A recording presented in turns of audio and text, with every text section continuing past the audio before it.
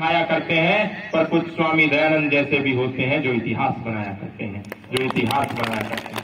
आज स्वामी दर्शनानंद जी की जयंती के इस पावन पर्व पर मंचस्थ विद्वत समाज और मेरे सामने बैठा हुआ भारत का भविष्य, इस कार्यक्रम में उपस्थित मंच पर मुख्य अतिथि के रूप में राम मंदिर निर्माण की अग्रणी नेता साध्वी प्राची जी, आचार्य आदित्य योगी जी, प्रोफेसर मन्नुदेव बंधु गुरु जी, आचार्य विजयपाल जी, माननीय कुलपति महोदय, माननीय कुलसचिव जी, माननीय मुख्य अधिष्ठाता जी तथा माननीय मुख्याचार्य जी। आज जब महर्षि दयानंद की इस राष्ट्र को देन इस विषय पर हम 2021 में बात कर रहे हैं, तो हमें ज्ञात होना चाहिए कि भारत दुनिया की सर्वाधिक युवाओं की आबादी वाला देश है। भारत की 65% से ज्यादा आबादी 35 वर्ष से कम आयु वर्ग वाले लोगों की है। और ये बात मैं इसीलिए कह रहा हूं क्योंकि आज हम बात कर रहे हैं महर्षि दयानंद सरस्वती की इस राष्ट्र को देन।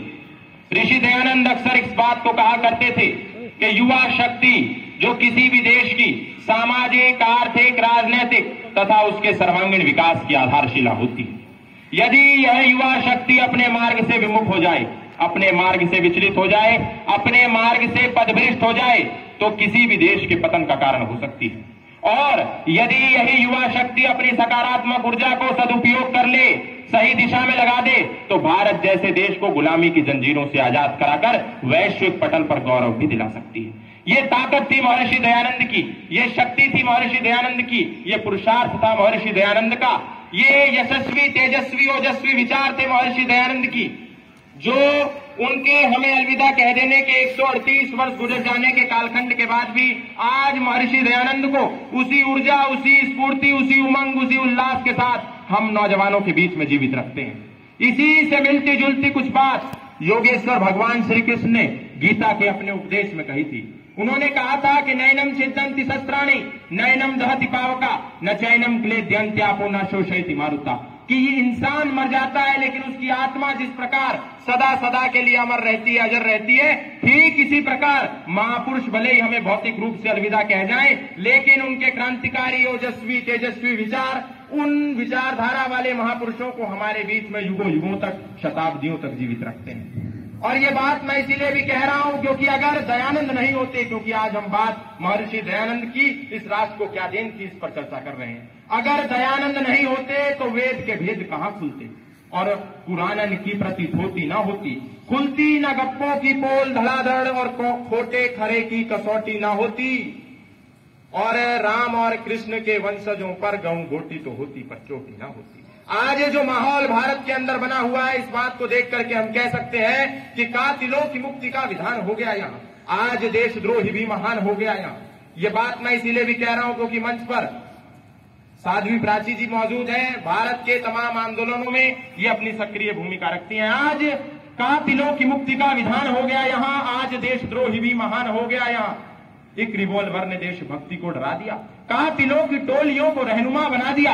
अरे कल लिए हुए खड़ा था बम बनाती टोलियां, जो उजाड़ता रहा हो मेहंदी मांग रोलियां, जो सदा वतन की लाज को उजाड़ता रहा और भारतीय का मानचित्र फाड़ता रहा, जो नकारता रहा हो देश के विधान को, थूकने की चीज मानता था संविधान को, उसके सर पे धर के ताज हो रही है आरती, रो रहा है देश प्रेम, रो रही है भारती। अरे जो हमारी रोती मातृभूमि को सुकून दे और देशद्रोहियों को गोलियों से भून दे, ऐसी सरफरोशी का हमें आनंद चाहिए। देश को पुनः ही स्वामी दयानंद चाहिए, देश को पुनः ही स्वामी दयानंद चाहिए।